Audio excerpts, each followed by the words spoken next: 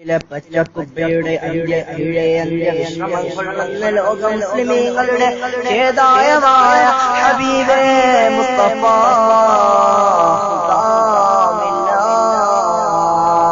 മുഹമ്മദ് മുസ്തഫ സല്ലല്ലാഹു അലൈഹി വസല്ലം തങ്ങളുടെ ഹദ്റത്തിലേക്ക് എത്തട്ടെ മുഅ്മിനീങ്ങളെ. ആ മുത്തുനബിയെ ഒന്ന് സ്വപ്നത്തിലെങ്കിലും ദർശിക്കാൻ ആഗ്രഹമുള്ളവർ, കൊതിയുള്ളവർ ഈ സദസ്സിലുണ്ടെങ്കിൽ ഒന്ന് സലാത്ത് ചൊല്ല് മക്കളെ, ഒന്ന് സലാത്ത് ചൊല്ല്.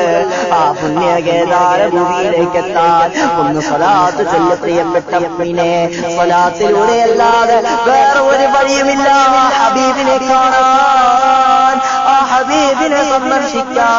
സലാത്ത് നിനക്ക് ഉപകാരപ്പെടുകയുള്ളൂ. അത് ഈ ദുനിയാവിലാകട്ടെ, അത് ആഖിറത്തിലാകട്ടെ, ഏത് വഴിയായാലും ശരി, ഏത് മുഖേനയായാലും ശരി, സ്വലാത്ത് മാത്രമേ നിനക്ക് തുണയായിട്ട് വരികയുള്ളൂ.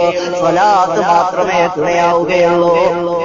സഹോദരങ്ങളെ, സ്വലാത്ത് മജ്‌ലിസുകളുടെ ഗ്രൂപ്പുകൾ ഇന്ന് വാട്സാപ്പിലും ഫേസ്ബുക്കിലും സജീവമായി കൊണ്ടിരിക്കുന്ന ഈ കാലഘട്ടത്തിൽ എന്റെ പ്രിയപ്പെട്ട മുസ്ലിമേ, നെടുമങ്ങാട് താലൂക്കിലെ ഈ വിനീതന്റെ സ്വന്തം നാടായ പുനവക്കും എന്ന് പറയുന്ന പ്രവിശ്യയിലെ ഒരു കൂട്ടം ചെറുപ്പക്കാർ ഒരു വാട്സാപ്പ് ഗ്രൂപ്പ് അൽ റഹ്മ യുവജന ക്ലബ് എന്ന് പറയുന്ന ക്ലബിന്റെ കീഴിൽ നടത്തുന്ന വായനശാലയുണ്ട്.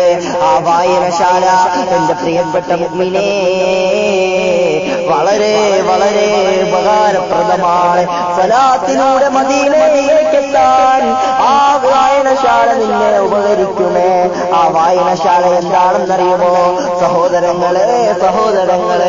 നെടുമങ്ങാട് എന്ന് പറയുന്ന കേരള സംസ്ഥാനത്തിന്റെ തലസ്ഥാന നഗരിയായ തിരുവനന്തപുരം ജില്ലയിലെ നെടുമങ്ങാട് താലൂക്കിലെ ആനാട് ഗ്രാമപഞ്ചായത്തിലെ പുനവക്കും എന്ന് പറയുന്ന മണ്ണിൽ അൽ റഹ്മ യുവജന ക്ലബിന്റെ കരുത്തരായ നേതാക്കന്മാർ ഒരുമിച്ച് കൂടിയിട്ട് അവരെടുത്ത ഒരു തീരുമാനം എന്താണെന്നറിയുമോ? നമ്മുടെ വായനശാലയുടെ കീഴിലുള്ള ആ വായനശാലയിൽ നിന്നും ആരെങ്കിലും ഒരാൾ ഒരു പുസ്തകം വാടകയ്ക്കെടുത്തിട്ട് ആ പുസ്തകം അവർ വാടകയ്ക്ക് കൊണ്ടുപോകുമ്പോൾ ഒരു ദിവസം അതിന്റെ വാടക സാധാരണ ശാലകളിൽ 3 രൂപയാണ്. എന്നാൽ ഈ അൽ റഹ്മ യുവജന ക്ലബിന്റെ റേറ്റ് എന്താണെന്നറിയുമോ?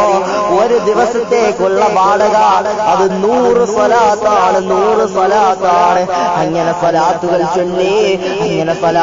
ചൊല്ലിപ്പിച്ച് ഇപ്പോൾ 3,75,00,000 വരുന്ന സ്വലാത്തുകൾ അൽ റഹ്മ യുവജന ക്ലബിന്റെ വായനശാലയുടെ കീഴിൽ ചൊല്ലിക്കഴിഞ്ഞുവെങ്കിൽ എന്റെ പ്രിയപ്പെട്ട സഹോദരങ്ങളെ, സ്വലാത്ത് ഗ്രൂപ്പുകളിൽ നിന്ന് ഏറ്റവും പ്രശസ്തമായ കേരളത്തിൽ ഏറ്റവും അറിയപ്പെട്ട ഒരു സ്വലാത്ത് ഗ്രൂപ്പാണല്ലോ ബഹുമാനപ്പെട്ട മർദ്ദിത ജനതയുടെ അഭിമാനം എന്ന് പറയുന്ന PDPയുടെ അമരക്കാരനായ PDP ചെയർമാൻ അൻവാർ ഷേരിയുടെ സ്ഥാപകൻ ബഹുമാനപ്പെട്ട അബ്ദുൽ നാസർ മഅദനി ഉസ്താദ്, അല്ലാഹു അവിടുത്തെ മോചനം എളുപ്പമാക്കി കൊടുക്കട്ടെ.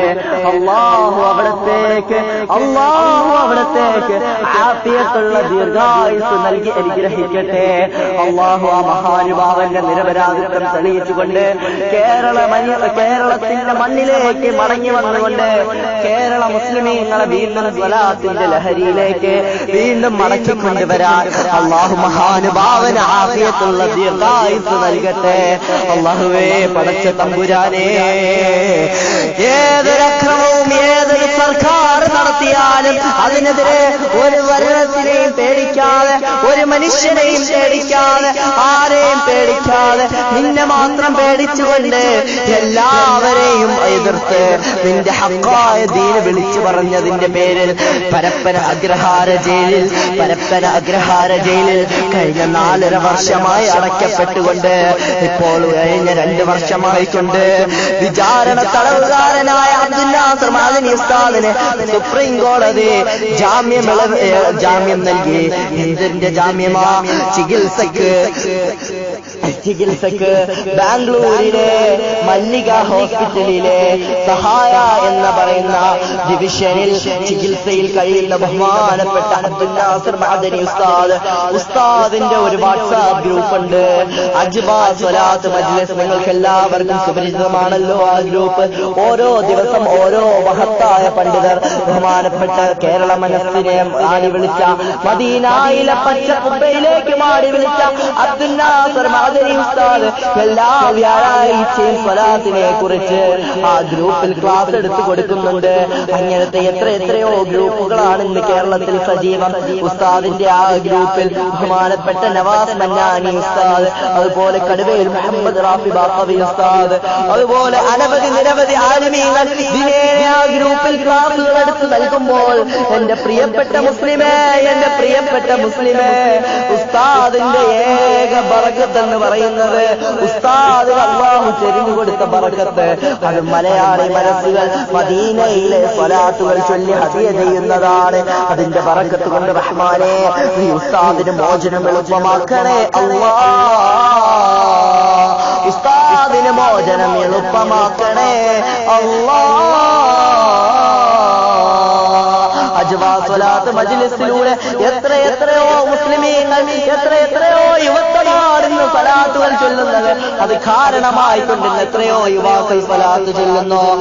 അതുപോലെ തന്നെ എന്റെ പ്രിയപ്പെട്ടവരെ, തൃശൂർ ജില്ലയിലെ ചാവക്കാട് കേന്ദ്രീകരിച്ച് പ്രവർത്തിക്കുന്ന മുഹബ്ബത്തെ റസൂൽ എന്ന് പറയുന്ന സ്വലാത്ത് കൂട്ടായ്മ, അൽഹംദുലില്ലാഹ് 35 ലക്ഷത്തോളം വരുന്ന സ്വലാത്തുകൾ ആ ഗ്രൂപ്പ് മുഖേന ചൊല്ലിയെന്നാണ് എനിക്ക് ഒരു സഹോദരൻ മെഹതാബ് എന്ന് പറയുന്ന ഈ വിനീതന്റെ പ്രഭാഷണങ്ങൾ യൂട്യൂബിൽ ഇടുന്ന എന്റെ പ്രിയപ്പെട്ട സുഹൃത്ത് ബഹുമാനപ്പെട്ട മെഹതാബ് ചാവക്കാട്, അല്ലാഹുവേ പടച്ച തമ്പുരാനെ ആ പ്രിയപ്പെട്ട സഹോദരന് നീ ആഫിയത്തുള്ള ദീർഘായുസ്സ് നൽകണേ അല്ലാഹുവേ പടച്ച തമ്പുരാനെ, നിന്റെ ആലിമീങ്ങളെ ഇഷ്ടപ്പെടുന്നതിന്റെ പേരിൽ ആ പ്രിയപ്പെട്ട സഹോദരനെ നീ അർശിന്റെ അവകാശികളിൽ പെടുത്തണേ അല്ലാഹ്.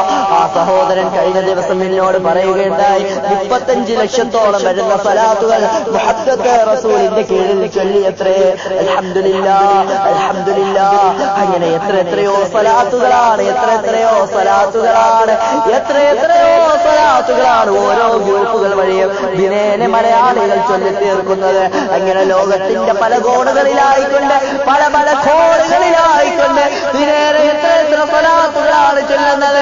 ഈ റമളാനിന്റെ ആദ്യത്തെ 10 റഹ്മത്തിന്റെ 10 എന്റെ പ്രിയപ്പെട്ട മുസ്ലിമേ, റഹ്മത്തിന്റെ ആദ്യ 10 സഹോദരങ്ങളെ നിങ്ങളൊന്ന് സ്വലാത്ത് ചൊല്ലിക്കൂടെ? ആ മദീനയിലെ രാജകുമാരന്റെ ഹളറത്തിലേക്ക് ഈ റമളാനിന് എത്രയോ മനുഷ്യ ജനങ്ങളാണ് അവിടേക്ക് ഹളറത്തിലേക്ക് പോയത്. സഹോദരങ്ങളെ ബഹുമാനപ്പെട്ട കുണ്ടൂർ ഉസ്താദ് അവിടത്തെ കുറിച്ച് ബൈത്ത് തന്നെ എഴുതിയില്ലയോ? ആരംഭ പൂവായ മുത്ത് നബിയുടെ ഹളറത്തിൽ ചെന്നെത്താൻ ഞങ്ങൾക്ക് തൗഫീഖ്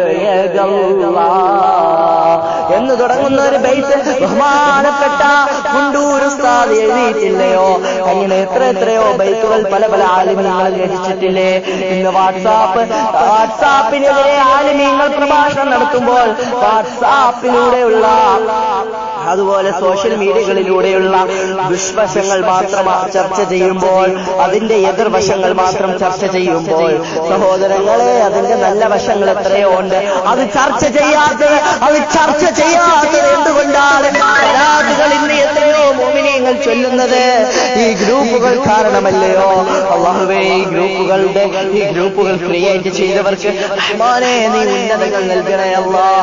ഉന്നതങ്ങൾ നൽകണേ അല്ലാഹ്, നീ നിന്റെ സോപാനമായ നിന്റെ അർശിന്റെ സോപാനമായ അർശിന്റെ കീഴിൽ നീ അർശിന്റെ അവകാശികൾ കൊടുക്കുന്ന കൂട്ടത്തിൽ ഈ സ്വലാത്ത് ഗ്രൂപ്പുകൾ ക്രിയേറ്റ് ചെയ്ത് അവർ കാരണമായിക്കൊണ്ട് സ്വലാത്തുകൾ ചൊല്ലിച്ചവർ എത്രയോ ഉണ്ട്. എന്റെ പ്രിയപ്പെട്ടവരെ, ഈ മസ്കറ്റിൽ ഈ ഖാലയിൽ തന്നെ ഒരു പ്രിയപ്പെട്ട സഹോദരി, ഒരു പ്രിയപ്പെട്ട ഉമ്മ ഒരു ഗ്രൂപ്പ് ക്രിയേറ്റ് ചെയ്തിട്ടുണ്ട്, സ്വലാത്ത് ഗ്രൂപ്പ്. അതോടൊപ്പം തന്നെ മക്ക മദീന ഒന്ന് കാണുവാൻ എന്ന് പറഞ്ഞുകൊണ്ട് വേറൊരു ഗ്രൂപ്പ് ക്രിയേറ്റ് ചെയ്തിട്ടുണ്ട്. അങ്ങനെ എത്രയോ ഗ്രൂപ്പുകളാണ്. അല്ലാഹുവേ, അവർക്കെല്ലാം നീ ഉന്നതങ്ങൾ നൽകണേ അല്ലാ. ഈ വാട്സാപ്പ് വഴി സ്വലാത്ത് ചൊല്ലിയാൽ നിന്റെ സ്വലാത്തുകൾ സ്വീകരിക്കുമോ എന്നാണ് നിന്റെ ചോദ്യമെങ്കിൽ സ്വീകരിക്കും. അത് നിസ്കാരമാണെങ്കിൽ സ്വീകരിക്കില്ല. ആളെ കാണിക്കാനാണ് നീ നിസ്കരിക്കുന്നതെങ്കിൽ നിന്റെ നിസ്കാരം സ്വീകരിക്കുകയില്ല. പക്ഷെ ആളെ കാണിക്കാൻ നീ സ്വലാത്ത് ചൊല്ലിയാൽ നിന്റെ സ്വലാത്ത് സ്വീകരിക്കുമെന്ന് ശഫീഉ മുഹമ്മദ് റസൂലുള്ളാഹി